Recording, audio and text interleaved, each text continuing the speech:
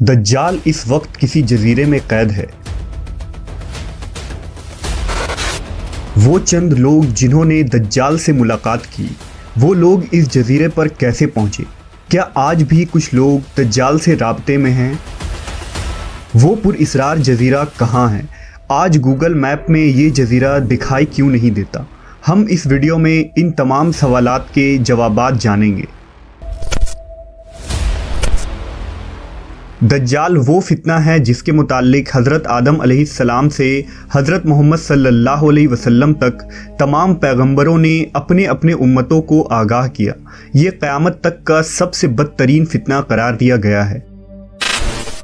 दज्जाल शैतानी क़ुव्वतों का हामिल होगा, दुनियावी ताकतों से मालामाल होगा और उनके ज़रिया दुनिया में तबाही मुसल्लत कर देगा। दज्जाल इस वक्त कहाँ है और किस हालत में है? इसके मुताल्लिक एक अजीबो गरीब रिवायत अहदीस के किताबों में जिक्र हुआ है। लिहाजा हज़रत फ़ातिमा बिनते कैस से रिवायत है कि एक दफ़ा रसूलुल्लाह सल्लल्लाहु अलैहि वसल्लम नमाज के बाद मिंबर पर तशरीफ़ लाए और फरमाया कि तमीमदारी पहले नसरानी आदमी थे, वो आए और मुसलमान हो गए और मुझसे एक किस्सा बयान किया है जिससे तुमको मेरे उस बयान की तस्दीक हो जाएगी जो मैंने कभी दज्जाल के मुताल्लिक तुम्हारे सामने जिक्र किया था। तमीमदारी ने बताया कि वो एक बड़ी कश्ती पर सवार हुए जिस पर समुंदर में सफ़र किया जाता है और उनके साथ कबीला लखम और जज़्ज़ाम के 30 आदमी और थे। समुंदर का तूफ़ान 1 माह तक उनका तमाशा बनाता रहा।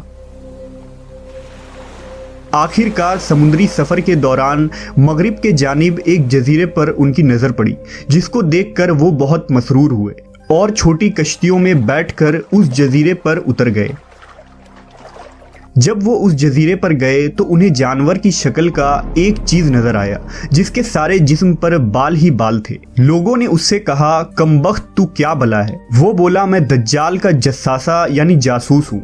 उस गिरजे में चलो, वहाँ एक शख्स है जिसको तुम्हारा बड़ा इंतजार है। हम लपक कर उस गिरजे में पहुंचे तो हमने एक बड़ा कवि हैकल शख्स देखा कि उससे कबल हमने वैसा कोई शख्स नहीं देखा था। उसके हाथ गर्दन से मिलाकर और उसके पैर घुटनों से लेकर टखनों तक लोहे की जंजीरों से निहायत ही मजबूती से जकड़े हुए थे। हमने उससे कहा, तेरा नास हो, तू कौन है? वो बोला, तुमको मेरा पता लग ही गया, अब तुम बताओ तुम कौन लोग हो? उन्होंने कहा, हम अरब के बाशिंदे हैं। हम एक बड़ी कश्ती में सफ़र कर रहे थे। समुंदर में तूफान आया और 1 माह तक रहा। इसके बाद हम इस जजीरे में आ गए। उसने कहा, मुझे ये बता कि बैसान के खजूरों में फल आता है या नहीं? हमने कहा, हाँ आता है। उसने कहा, वो वक्त करीब है जब उसमें फल ना आएंगे। फिर उसने पूछा, अच्छा बहर तिब्रिया के मुतालिक बताओ, उसमें पानी है या नहीं? हमने कहा, बहुत है। उसने कहा, वो ज़माना करीब है जबकि उसमें पानी ना रहेगा। फिर उसने पूछा, ज़गर के चश्मे के मुतालिक बताओ, उसमें पानी है या नहीं? और क्या उस बस्ती वाले उसके पानी से खेतों को सैराब करते हैं? हमने कहा, उसमें बहुत पानी है और लोग उसके पानी से खेतों को सैराब करते हैं। फिर उसने कहा, अच्छा नबी उम्मी का कुछ हाल सुना? हमने कहा, वो मक्का से हिजरत करके मदीना तशरीफ़ ले गए हैं। उसने पूछा, क्या अरब के लोगों ने उसके साथ जंग की है?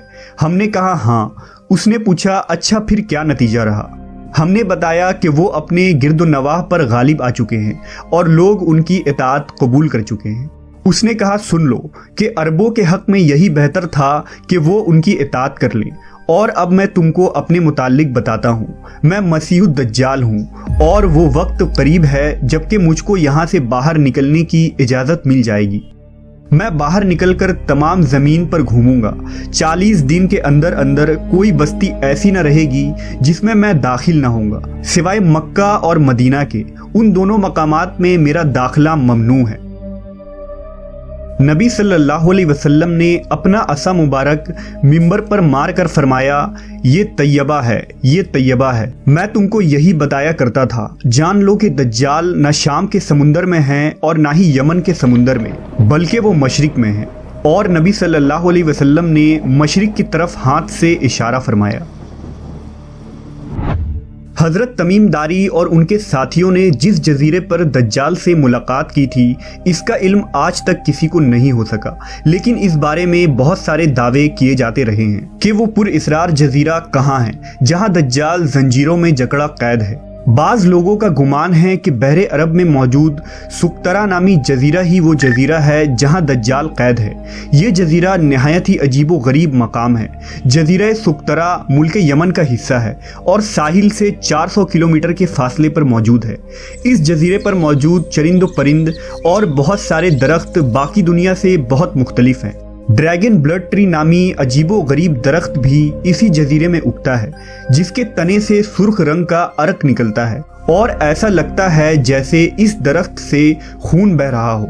اس کے علاوہ بھی اس جزیرے میں حیران کر دینے والے 700 اقسام کے درخت اور مخلوقات پائے جاتے ہیں۔ اس جزیرے پر ایک پہاڑ بھی موجود ہے جہاں ایک مشہور غار الحوق ہے جو 3 کلومیٹر طویل ہے۔ اتنا بڑا غار پورے مشرق وسطیٰ میں کہیں موجود نہیں ہے۔ جیسا کہ حدیث میں ذکر ہے کہ دجال کا ظہور مشرق سے ہوگا اور ایسی جگہ پر ہوگا جہاں سے وہ مشرق وسطیٰ کو متاثر کر سکے گا، لہذا ان تمام نشانیوں کی وجہ سے لوگ اس جزیرے کو دجال کا جزیرہ قرار دیتے ہیں۔ جبکہ کچھ لوگ بحر اوقیانوس یعنی اٹلانٹک اوشن میں موجود برمودا ٹرائنگل کو ہی دجال کا جزیرہ قرار دیتے ہیں۔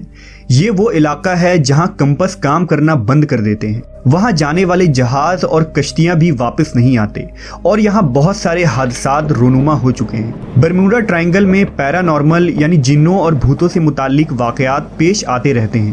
اس علاقے میں اکثر سمندری طوفان آتے ہیں اور اونچی اونچی سمندری لہریں چلتی ہیں۔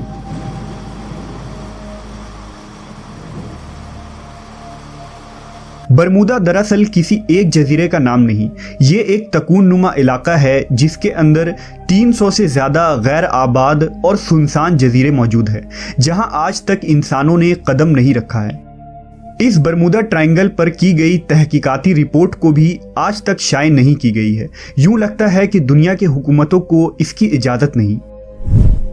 مشہور مصری محقق داؤد عیسیٰ کے مطابق برمودا تکون کا ایک بڑا حصہ دجال کے زیر استعمال ہے۔ اس نے باقاعدہ وہاں قلعے نما محل بنا رکھے ہیں جو تکون کی شکل میں موجود ہے۔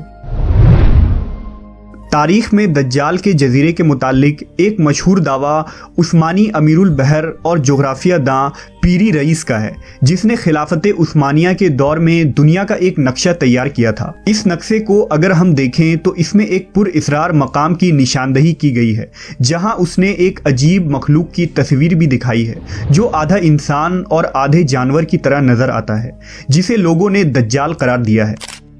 ترکی کے ایک مشہور مصنف قرسان برکان نے اپنی ایک کتاب میں لکھا ہے کہ دجال ایک جزیرے میں قید ہے جہاں سے وہ اپنے پیروکار یعنی امریکہ اور اسرائیل کو ہدایت دیتا ہے، اور امریکہ اور یہودیوں کی بحری جہازیں اس جزیرے تک جاتی ہیں جہاں وہ اس گرجے میں دجال سے ملاقات کرتے ہیں اور انہیں بتایا جاتا ہے کہ آگے کیا کرنا ہے، لیکن یہ معلومات اتنی خفیہ ہوتی ہے کہ آج تک کوئی بھی یہ نہیں جان پایا کہ یہ جزیرہ کہاں موجود ہے۔ برکان نے لکھا کہ وہ جزیرہ برمودا تکون میں ہی ہے کیونکہ برمودا ٹرائنگل میں ایک ایسا جزیرہ موجود ہے جہاں ایک بڑا گرجا پایا جاتا ہے اور جہاں کسی کو بھی جانے کی اجازت نہیں ہے، اور اگر کوئی وہاں داخل ہونا چاہے تو وہ وہاں سے واپس نہیں آ سکتا۔ یہ جزیرہ کوئی عام جزیرہ نہیں، یہی وجہ ہے کہ گوگل میپ میں اس جزیرے کی لوکیشن نہیں ملتی ہے۔ نیز کئی لوگوں نے یہ دیکھنے کا دعویٰ بھی کیا ہے کہ اس جزیرے میں امریکی بحری بیڑے داخل ہوتے ہیں۔ عیسیٰ داؤد نے اپنی کتاب میں لکھا ہے کہ دجال زمانہ قدیم سے بحر الکاہل کے ان غیر آباد اور ویران جزیروں میں رہتا تھا، اور حضور صلی اللہ علیہ وسلم کے وصال تک وہ بیڑیوں میں جکڑا ہوا تھا، مگر آپ صلی اللہ علیہ وسلم کے وفات کے بعد اس کی بیڑیاں ٹوٹ گئیں اور وہ آزاد ہو گیا، مگر اسے خروج کی اجازت نہیں، لہٰذا اب وہ برمودا ٹرائنگل کے قریب ویران جزیروں میں رہتا ہے اور وہاں سے اپنی دجالی قوتوں اور پیروکاروں کے ذریعہ خروج کی تیاریاں کر رہا ہے۔ یہ جزیرہ بنیادی طور پر دجال کا ہیڈ کوارٹر ہے۔ जहां से वो तमाम तदाबीर करता है और शर फैलाता है। अब उन जजीरों में दज्जाल का जजीरा कौन सा है, इसका सही इल्म सिर्फ अल्लाह तबारक व ताला को ही है, और अपने मुकर्ररा वक्त पर अल्लाह के हुक्म से दज्जाल उन जजीरों से निकलकर इंसानी आबादी की तरफ आ जाएगा, जो हमारे लिए एक आजमाइश और फितना साबित होगी, जिस फितने से बचने के लिए नबी आखिरुज़्ज़मा हज़रत मोहम्मद सल्लल्लाहु अलैहि वसल्लम ने हमें राह दिखाया है।